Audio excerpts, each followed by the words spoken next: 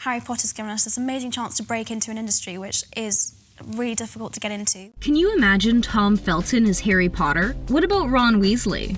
The fact is, we could have gotten either. Just because an actor is rejected for a role doesn't mean they aren't any good. Because some really amazing actors didn't book the parts they auditioned for in Harry Potter. Which famous child actors came extremely close to being part of the franchise? Let's check it out. I don't know about everybody else who are the new people, but I was just so desperate to look cool. Saoirse Ronan quickly made a name for herself with roles in Brooklyn, Little Women, and Lady Bird. My name's Lady Bird. It's weird you shake hands.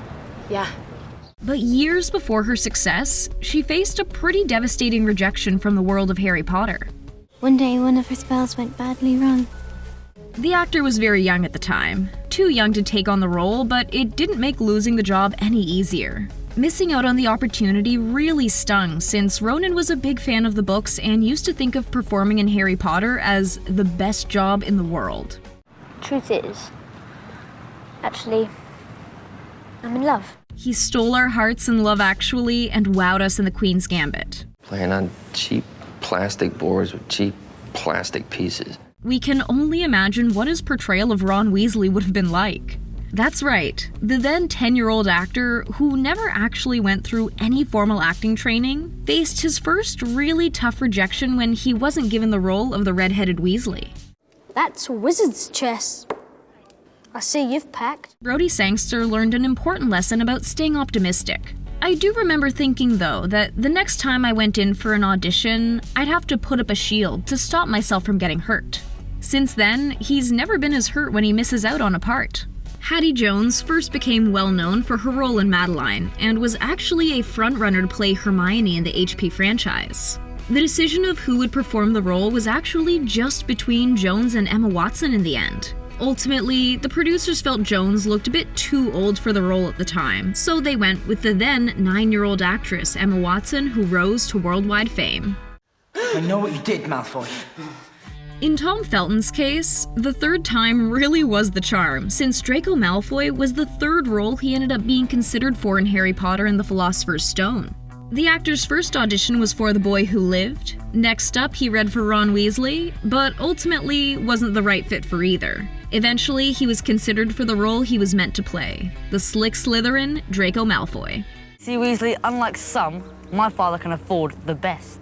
Robin Williams was a legendary actor and stole our hearts in multiple roles. And there was a chance he could have done so again as Hagrid in the Harry Potter franchise. Williams even called director Christopher Columbus, expressing how much he wanted to be in it. However, since the actor wasn't British, he didn't make the cut, since the goal was to have an entirely British cast. Ain't a soul knows how, except for me and Dumbledore. Once upon a time, a boy in university named Eddie Redmayne went in for an audition to play a young Tom Riddle, but unfortunately, he flunked it. The actor knew it didn't go well since he didn't even get a call back. Even after the rejection, Redmayne hoped for years that he might still be cast as one of the Weasley siblings, but unfortunately, it never came to pass. However, he did finally get to join in on the magic when he played Newt in the Fantastic Beasts franchise. Probably shouldn't let him loose in here, though. Jason Isaacs was initially not looking forward to auditioning for Lucius Malfoy. The actor actually almost turned down the role since he felt it was too similar to his appearance as Captain Hook in the 2003 Peter Pan. It actually took a family member convincing him to say yes when the part was eventually offered. That wasn't the beginning of his Harry Potter journey, though. Isaacs actually auditioned for the role of Professor Lockhart first. I decided I should win him some sympathy, so you see me bully him mercilessly. Before he became Superman, Cavill was up to play the Hufflepuff heartthrob, Cedric Diggory. He's serious. The actor was such a popular choice that there was even a petition made by fans to have him cast, but of course, Robert Pattinson beat him out. Little did he know at the time, he'd lose out another role to Pattinson. Cavill was actually the first choice of Stephenie Meyer to play Edward Cullen in Twilight, but the production went in a very different direction and cast Pattinson once again. Then let's give it a try. You feel ready? While we know David Thewlis for portraying the beloved Professor Lupin, we almost got a very different first impression of the actor who originally auditioned to play Professor Quirrell. However, the role wound up going to Ian Hart, who Thewlis also cast in a movie he was directing years later, so there were definitely no hard feelings. When auditions for the third film were happening, he was brought in to play Lupin and told Hart about the offer. Hart's reaction? It was the best part in the whole book. We definitely agree with that. Jude Law was brilliant as a young Albus Dumbledore in Fantastic Beasts, but we were almost introduced to him as a professor at Hogwarts, Gilderoy Lockhart.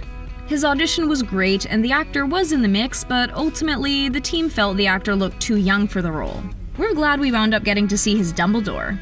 It's a really rare and a really extraordinary experience. While he did get to play the second most powerful wizard of all time, Gellert Grindelwald, in both Harry Potter and the Deathly Hallows Part 1 and Fantastic Beasts, the actor had actually originally auditioned to play a not-so-great character, one of the young Tom Riddles. While the Grindelwald actor was really hopeful he'd win the role of Tom, the part ended up going to Frank Delane. I fashioned myself a new name, a name I knew wizards everywhere would one day fear to speak. The Narnia actor William Moseley was actually in the mix to play the boy who lived. Moseley has wondered since then what his life could have been like had he booked Harry Potter. Upon reflection, the actor himself didn't feel like he was actually the right fit for the part. While he no doubt would have had an incredible time as the boy who lived, if he had to choose between Harry and Peter, Moseley would choose Peter every time. So things definitely turned out for the best. Peter Wolfsbane, Knight of Narnia. With there being a strict no non-British actors rule, it was almost unheard of for anyone that didn't fit that profile to audition.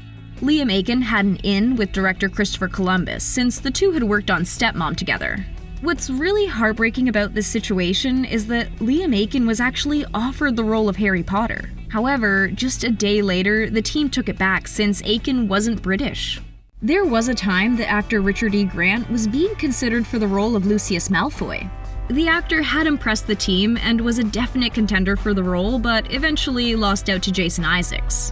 Loses one questionable father figure only to be replaced by the likes of the two of you. The Vampire Diaries actor Joseph Morgan's first major audition was actually for a Harry Potter film. Fresh out of drama school, Morgan was ready to dive into the world of acting when a woman had called him using an anonymous number.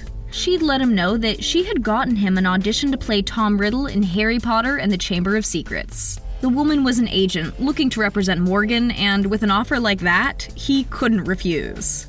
The actor was fully committed to doing the best job he could in the audition, reading the book and sticking up a Harry Potter poster on his wall to fully immerse himself. He got close with a callback, but ultimately lost out.